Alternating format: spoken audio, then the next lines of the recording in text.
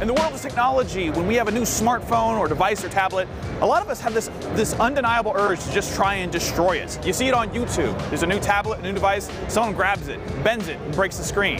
This phone, the Royole FlexPai, claims to have a screen that can't be broken or shattered. And that's because it is one of the world's first flexible phones. It bends.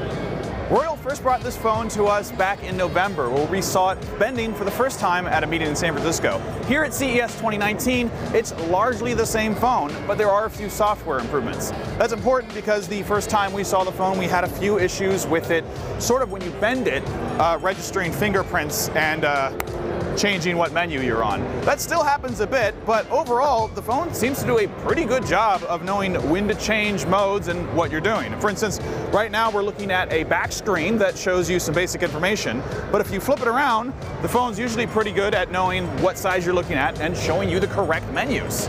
The phone is technically running Android 9, but Royole's built its own framework over it calls Water OS, largely because of how when you open the phone, the icons tend to flow across the two screens.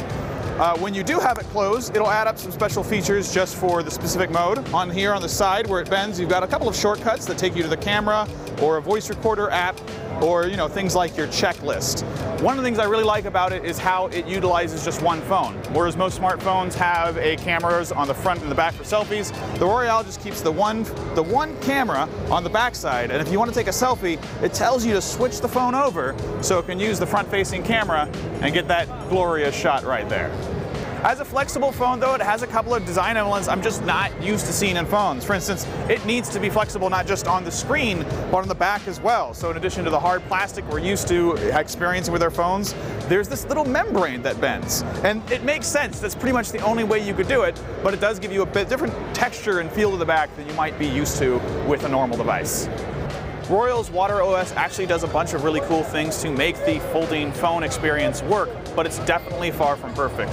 Multiple times when I opened the phone, my fingers would be touching various elements on the screen, and that would open apps during the folding process, leaving me in a repeated situation where when I opened the phone, I'd wind up on a completely different app or screen than when I started opening the phone. It's awkward and it's kind of janky. The specs haven't changed at all since we first saw this device back in November. It still has the same Qualcomm Snapdragon 855 series processor and up to 8 GB of RAM with up to 512 GB of storage depending on the model. Even so, the Royole FlexPai is still a really exciting device. This isn't a concept, this isn't a prototype, this is a real foldable phone you can buy right now, and you can do this all you want without destroying it.